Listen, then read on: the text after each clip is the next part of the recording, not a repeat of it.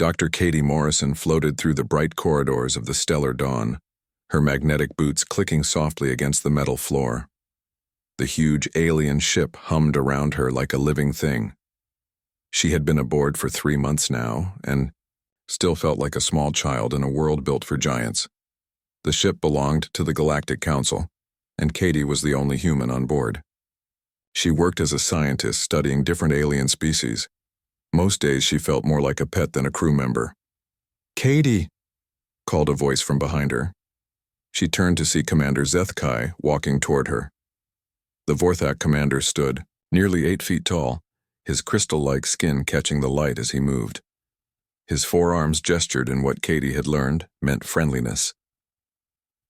"Good morning, Commander," Katie said, trying not to crane her neck to look up at him.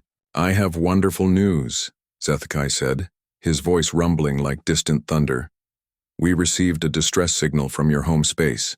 A human ship needs help." Katie's heart jumped. She hadn't seen another human in months. "Are they okay? What happened?" "Their ship is damaged, nothing serious. They are asking for rescue." Zethkai's large head tilted to one side. "I thought you might want to help with the meeting. Your people will feel more comfortable seeing you." Katie nodded quickly. "Yes, absolutely. When do we reach them?" "In 2 hours. Please prepare yourself. These humans might be frightened when they see us." Katie almost laughed. The aliens on this ship were afraid of scaring humans. If only they knew what humans were really capable of. But she kept that thought to herself. The Galactic Council had classified humans as a docile species, level 7 on their threat scale. They thought humans were about as dangerous as sheep. She made her way to the bridge where the rest of the senior crew was waiting. Science Officer Quellen floated in a tank of blue liquid, his tentacles waving gently. The Oceanic looked like a giant squid, but spoke in a voice as smooth as silk. "Katie, dear," Quellen said. "We've been discussing the rescue. These humans are from something called a military transport. Do you know what that means?" "It means they're soldiers," Katie said carefully. Security Chief Brixtal clicked his mandibles together. The insect-like Chitauri stood on 6 legs, his compound eyes reflecting the bridge lights. "Soldiers? But humans are peaceful. Your species doesn't even have natural weapons." Katie bit her tongue. She had tried to explain human history before, but the aliens never really listened. They saw humans as weak creatures who needed protection. It was easier to just go along with it. "Human soldiers are mostly peacekeepers," she said, which was technically true if you ignored most of human history. The rescue took place in the ship's main cargo bay. Katie watched through the viewing window as the damaged human transport ship was brought inside. It was an ugly gray vessel covered in scorch marks and dents. Whatever had happened to it had been violent. The airlock hissed open, and Katie held her breath. The first person through was a human man, but he looked nothing like what the aliens expected. Marine Gunnery Sergeant Jake Collins was tall and broad, with short gray hair and cold blue eyes. Scars covered his arms and face, and Katie could see metal implants along his neck and jaw. He wore a torn military uniform and moved with the careful grace of someone always ready for trouble. Behind him came 5 other Marines, all carrying their wounded teammate on a stretcher. They looked like they had been through hell. The aliens rushed forward with medical supplies and cheerful greetings. Katie watched Jake's face as Commander Zethkai approached with a cup of fruit juice and a soft cushion. "Welcome aboard, brave." "Human," Zethkai boomed. "Please sit and rest. You must be tired from your ordeal." Jake stared at the 8-foot crystal being offering him a pillow. His expression didn't change, but Katie saw his jaw tighten slightly. "Thank you, sir," Jake said in a gravelly voice. "My men need medical attention." "Of course. Quellen will take excellent care of them. Our medical bay has everything needed for delicate human biology." Katie winced at the word delicate, but Jake just nodded. Over the next hour, the aliens fussed over the Marines like worried parents. They offered comfortable beds, soft foods, and gentle entertainment. Jake answered their questions with short, Polite responses, but Katie could see the confusion in his eyes. During dinner in the main hall, the aliens chattered excitedly about meeting real human warriors. Commander Zethkai asked Jake about human military traditions. "We've read about your peacekeeping missions," the Vorthak said. "Very admirable. My people once had conflicts too, but we learned to solve them with discussion and ceremony." "Science," Officer Quellen nodded his bulbous head. "The Chitauri still have ritual combats, but no one gets seriously hurt. It's all very civilized." "Civilized," Jake repeated quietly, cutting his food with mechanical precision. "Oh yes," Brixtal clicked. "We've evolved beyond the need for real violence, just like humans have." Katie saw Jake's fork pause halfway to his mouth. Something flickered behind his eyes, something that made her suddenly nervous. "The Galactic Council is very impressed with humanity," Zethkai continued. "A species that has moved beyond primitive aggression, very rare in the galaxy." Jake set down his fork and looked up at the alien commander. "Primitive aggression?" "Well, yes, most young species go through a violent phase, but humans seem to have skipped that entirely. Very fortunate." Katie watched Jake's face carefully. She recognized the look that was forming there. It was the same expression her grandfather had worn when someone said something particularly stupid about the war he had fought in. "Commander," Jake said slowly, "what exactly do you know about human history?" Zethkai waved a crystal hand dismissively. "Enough to know your people are naturally peaceful.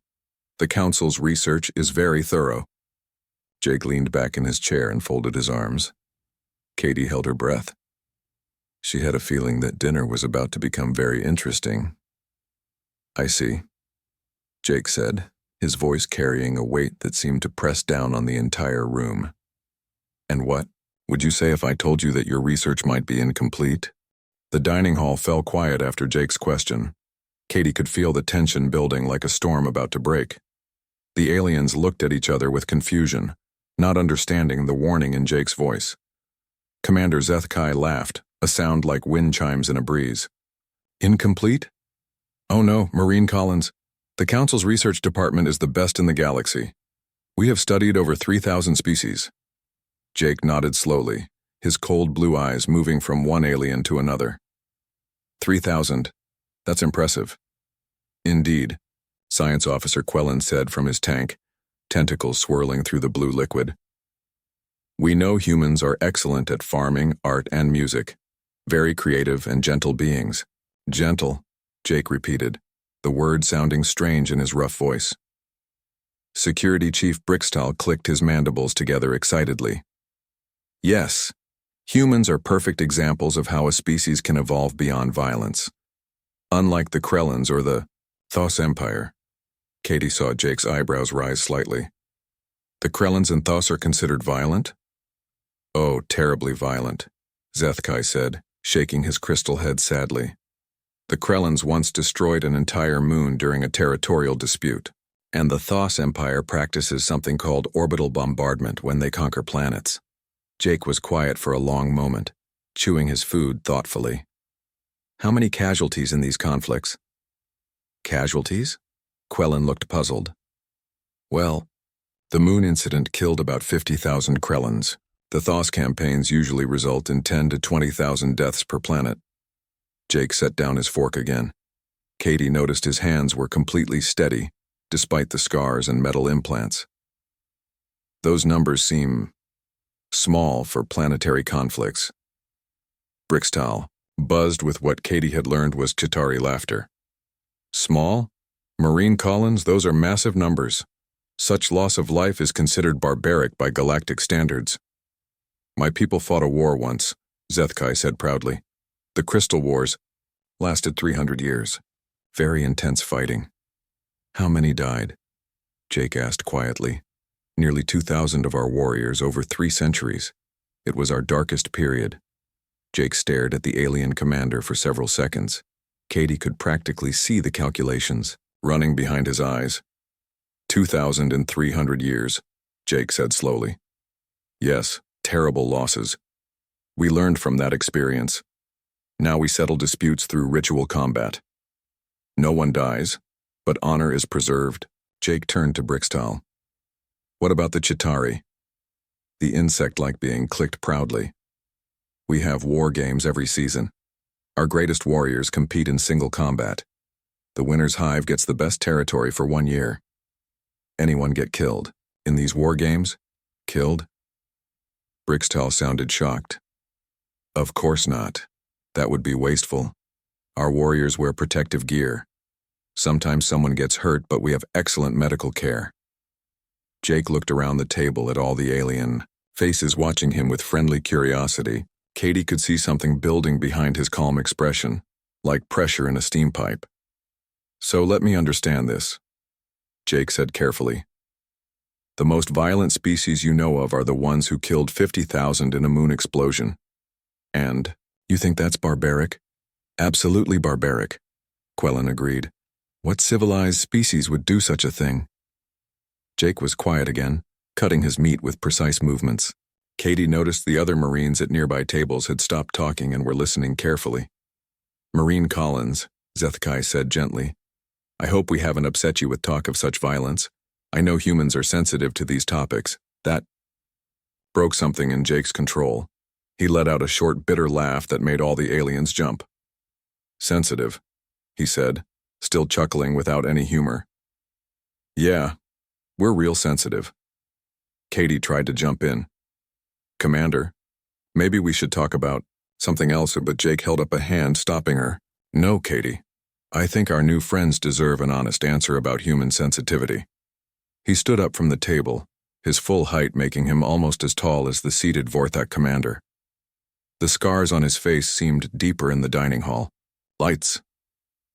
You want to know about human research? Jake asked, his voice carrying clearly through the hall. How much research did your council do on human military history? Well, Zethkai said uncertainly. We reviewed your major conflicts, small tribal disputes mostly, some territorial disagreements that lasted a few years. Jake walked over to a wall display and activated it with his datapad. Computer, show Galactic year 1939 to 1945, Earth calendar. Numbers appeared on the screen. Katie's heart sank as she recognized what Jake was about to do. This was called World War II, Jake said conversationally. 6 years long. Want to guess how many humans died? The aliens looked at the display with interest. Perhaps a few thousand, Quellen suggested. 70 million, Jake said quietly. The silence that followed was complete. Even the ship's humming seemed to stop. 70 million? Brixtal whispered. In 6 years, Jake continued. That's just one war. We've had bigger ones. Commander Zethkai's crystal face had gone dark. That cannot be correct. No species could survive such losses. Jake touched his datapad again. More numbers appeared. World War I, 4 years earlier, 20 million dead. American Civil War, 600,000. Napoleonic Wars, 7 million. Katie watched the aliens' faces change as the reality sank in. They looked like children learning that monsters were real. But these are ancient history, Quellen said desperately. Surely modern humans have evolved. Jake's smile was cold as winter. These numbers are just from the 20th century, and we were still using primitive weapons then. He looked around the dining hall at all the shocked alien faces. You want to know about human sensitivity to violence? We're sensitive, because we're really, really good at it. The dining hall remained dead silent. Katie could hear her own heartbeat as she watched the aliens stare at the numbers on the display screen. 70 million deaths in 6 years. The concept seemed to break their understanding of reality. Commander. Zethkai was the first to speak, his crystal voice shaking slightly. These numbers, they must be errors in translation. No species could lose so many and continue to exist. Jake turned off the display and sat back down. Those are the small wars, Commander. We've gotten much better at killing since then. Science. Officer Quellen's tentacles had gone completely still in his tank. Better at killing? But your species joined the Galactic Council as peaceful explorers. We joined because we were bored, Jake said simply.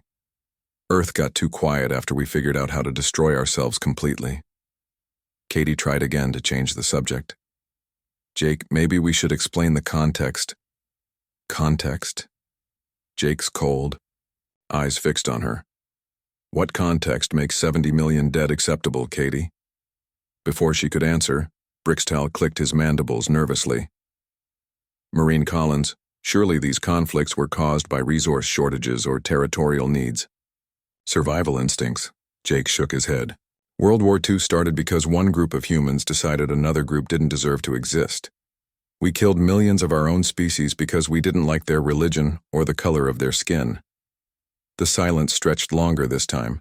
Katie watched the aliens' faces change as they processed this information. They looked sick.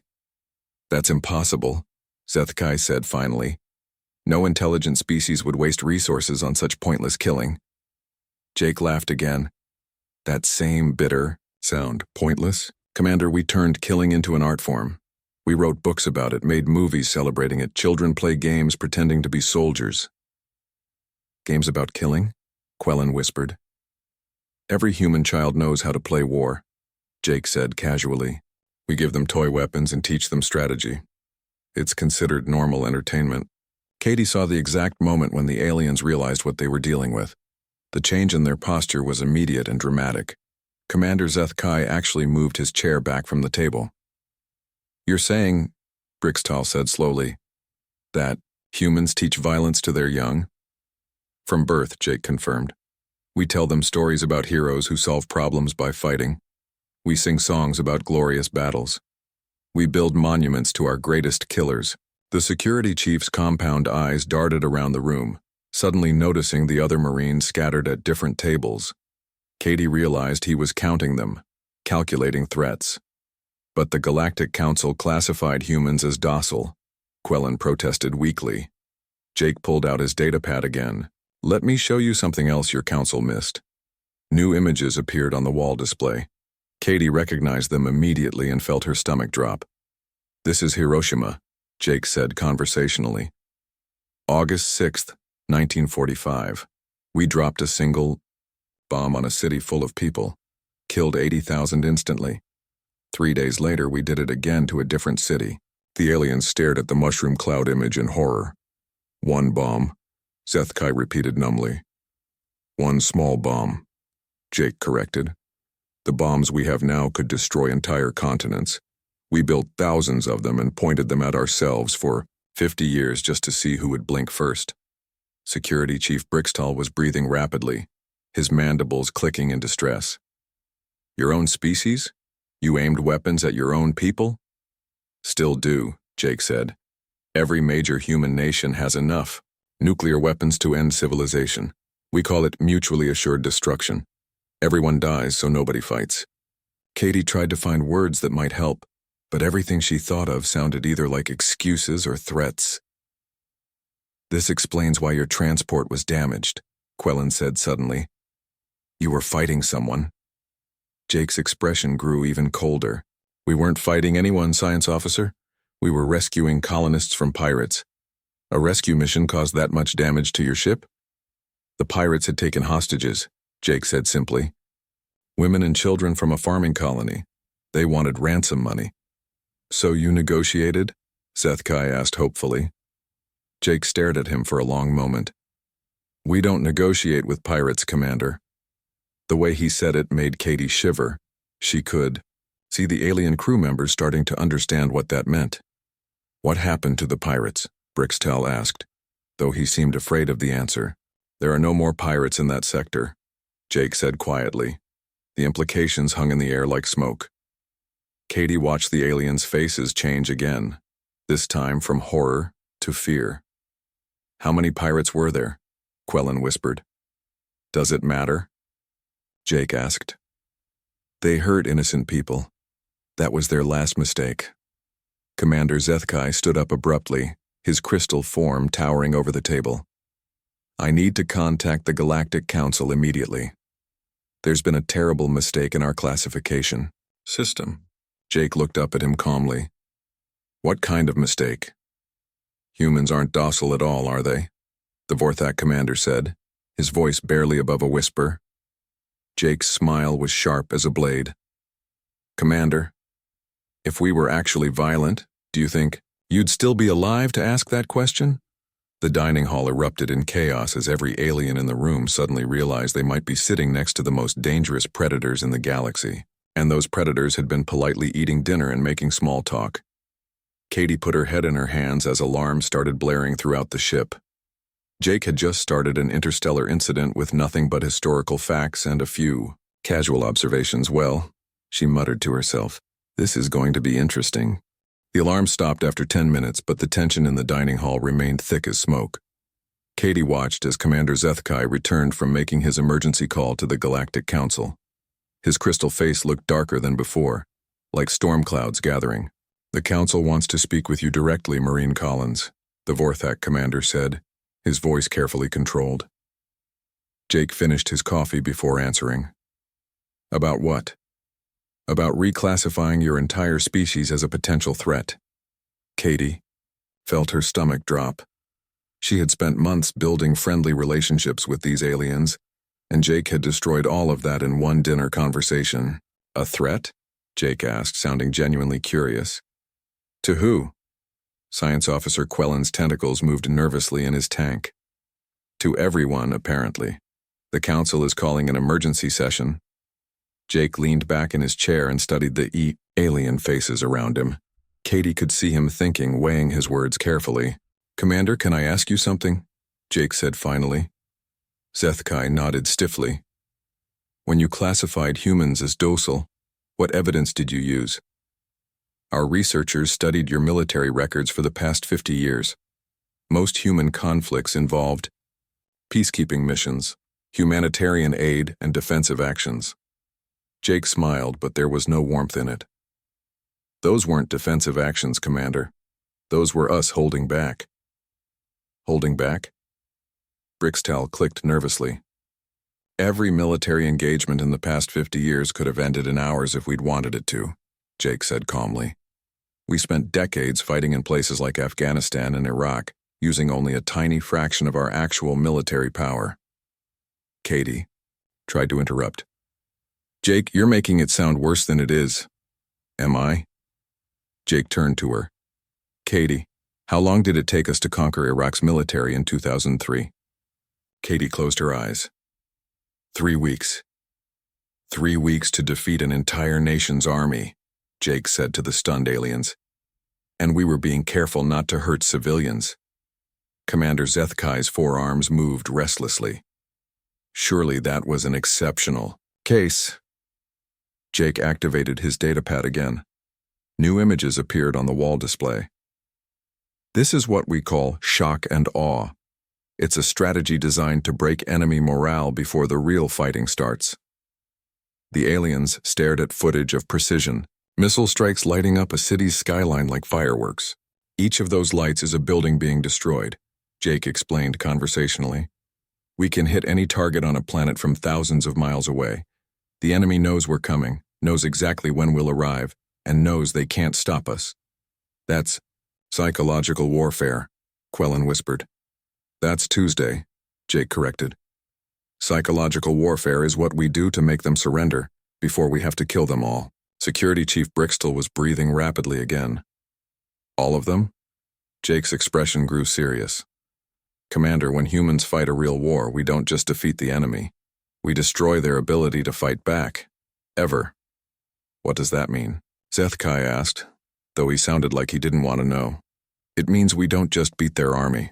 We destroy their factories, their roads, their power plants, their communications. We make sure they can't build new weapons or train new soldiers. We eliminate the problem permanently. Jake touched his datapad again. This is Dresden, 1945. We burned an entire city to the ground in one night. Not because we had to, but because we wanted to show other cities what would happen if they didn't surrender. The image of the firestorm made several aliens step back from the display. We call it total war, Jake continued. The idea that everything in an enemy nation is a valid target. Their soldiers, their weapons, their food supply, their hospitals, their schools. Schools? Quellen sounded horrified. Future soldiers train somewhere, Jake said with a shrug. Katie couldn't stay quiet anymore. Jake, you're making us sound like monsters. Jake looked at her steadily. Are we not? The question hung in the air like a challenge. Katie opened her mouth to argue, then closed it again. How could she explain that humans were both monsters and heroes depending on the day? The Galactic Council thought humans were peaceful because you only saw our recent conflicts, Jake said, turning back to the aliens. But those weren't wars, those were police actions. Police actions? Brixtal repeated. We were trying to fix problems, not destroy enemies. If we'd wanted to destroy Afghanistan, it would have taken about 6 hours and left nothing but glass, Commander. Zethkai sat down heavily in his chair. 6 hours to destroy a nation? A nation, a continent, a hemisphere, Jake said casually. Depends on how angry we are. He activated his datapad one more time. This is a map of current human military assets. We have weapons platforms in orbit around every inhabited planet in human space. Each platform can sterilize a continent in minutes. The aliens stared at the tactical display showing hundreds of military satellites positioned around Earth and the human colonies. Sterilize? Quellen whispered. Kill everything living on the surface, Jake explained helpfully. Plants, animals, bacteria, everything. But why? Zethkai asked desperately. Why build such terrible weapons? Jake's smile was cold as space. Because if you're going to fight, you might as well win. Katie watched the aliens absorb this information. She could see them starting to understand that humans weren't just capable of violence, they had turned warfare into a science. The worst part, Jake continued conversationally, is that everything I've shown you is old technology. The weapons we're building now make nuclear bombs look like firecrackers. What could be worse than nuclear weapons? Brixtal asked weakly. Jake's eyes lit up with something that might have been enthusiasm. Oh, that's a great question. Do you want the short list or the long list? Katie put her head in her hands again as Jake began explaining antimatter bombs, planet crackers, and something called gray goo. By the time he was finished, half the alien crew had left the dining hall and the other half looked like they were planning to evacuate the ship. Commander Zethkai stared at Jake with a mixture of horror and fascination. How is your species still alive? Jake shrugged. We're really good at making rules about when we're allowed to use these things, most of the time. 3 hours later, Katie found herself in the ship's observation deck, staring out at the stars. The Galactic Council meeting was still going on, and she could hear angry voices echoing through the communication system. Some council members wanted to quarantine human space immediately. Others demanded that all humans be placed under protective custody. A few were calling for military action. Jake stood beside her, his scarred hands folded behind his back. He looked completely calm, as if he hadn't just caused the biggest crisis in galactic history. You realize what you've done? Katie asked quietly. I told them the truth, Jake said. Someone had to. They're talking about treating us like dangerous animals. Jake shrugged. Better than treating us like harmless pets. Katie turned to face him. Is it? Jake, we might have just lost our chance to join the galactic community. We were never really part of it anyway, Jake replied. They saw us as cute little primitives who needed protection. That's not friendship, Katie. That's a Sue. Before Katie could respond, Commander Zethkai entered the observation deck. The Vorthok commander looked exhausted, his crystal skin dim and cloudy.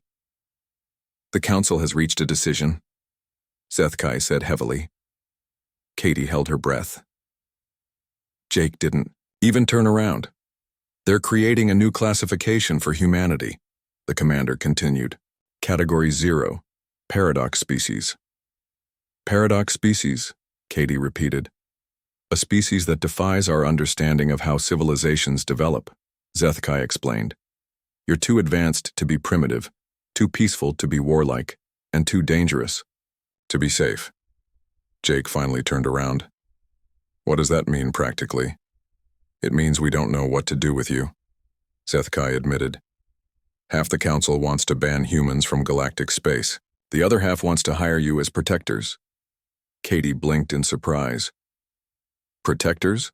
Science Officer Quellen floated into the room, his tentacles moving slowly through the blue liquid in his portable tank. Several council members pointed out that if humans are this dangerous, they might be valuable allies against actual threats. The Krellans and Thos Empire that you mentioned earlier, Jake said. The ones who killed 50,000 and 20,000. Those numbers seem much smaller now, Quellen admitted quietly. Security Chief Brixtall entered last, his compound eyes avoiding direct contact with Jake. Marine Collins, may I ask you something? Jake nodded. When your squad rescued those colonists from pirates, how many pirates were there? Jake was quiet for a moment. Does it matter? It matters to me. Jake sighed. 43 ships. About 2,000 pirates total. The aliens exchanged glances. And your squad? 6 Marines and 1 gunboat. Brixtall's mandibles clicked rapidly. 6 Marines defeated 2,000 pirates? We didn't defeat them, Jake corrected. We eliminated them. What's the difference? Zethkai asked. Defeated means they could try again later, Jake explained. Eliminated means they can't. Katie saw the aliens process this information. 6 humans had destroyed an entire pirate fleet to save civilians. It wasn't just victory. It was complete annihilation delivered with surgical precision. The Council needs to understand something, Jake said, walking to the observation window. Humans don't fight wars to win territory or resources. We fight wars to solve problems permanently. But you're also capable of great kindness, Quellen observed. Your species creates beautiful art, helps other species, explores peacefully. Jake smiled, and for the first time it seemed genuine. That's the paradox, isn't it? We're the same species that builds hospitals and destroys planets. How do you live with that contradiction? Zethkai asked. Carefully, Jake replied. We build laws, traditions, and moral codes to control ourselves. We teach our children that strength should protect the weak, not destroy them. Katie stepped forward. That's what you need to understand about humans. We know exactly how dangerous we are. That's why we work so hard to be better. The pirates learned that lesson, Jake added quietly. They hurt innocent people, so we removed them from the equation. But the colonists we saved are building new homes with human help. Commander Zethkai was quiet for a long time, staring out at the stars. The Council has decided to offer humanity a choice, he said finally. What kind of choice? Katie asked. Join the galactic community as full members, with complete access to all territories and technologies, or accept isolation in human space with regular monitoring. Jake raised an eyebrow. And if we choose membership, you would become the Council's military arm, Brixtall said nervously, dealing with threats that other species cannot handle. Like pirates and aggressive empires, Quellen added. And in return, Jake asked. Full access to galactic knowledge, trade and territory, Zethkai said, plus the understanding that humanity will police itself. Katie felt a surge of hope. They're trusting us to control our own dangerous impulses? They don't have much choice, Jake said dryly. What's the alternative? Fight a war against a species that considers total annihilation an acceptable solution to problems? The observation deck fell silent as everyone contemplated that possibility. There is one more thing, Zethkai said reluctantly. The Council wants to know, are there more humans like you, Marine Collins? Jake's cold smile returned. Commander, I'm considered pretty average by human military standards. The aliens exchanged horrified glances. Average, Brixtall whispered. There are about 2 billion humans in active military service, Jake said casually. Most of them are much better at this than I am. Katie watched the aliens absorb this final revelation. 2 billion soldiers, each potentially as dangerous as Jake. The number was beyond their comprehension. Well, Commander Zethkai said weakly, I suppose that settles the question of whether to offer membership or isolation. Which is it? Katie asked. Membership, all 3 aliens said simultaneously. Jake chuckled. Smart choice. Trust me, you want us as friends. As if to emphasize his point, an alarm sounded from the bridge. A distress signal was coming from the edge of the system. pirates attacking a merchant convoy. Shall we show them how human protectors work? Jake asked, his smile sharp as a blade. Katie looked at the aliens' terrified faces and sighed. This is going to be a very interesting partnership.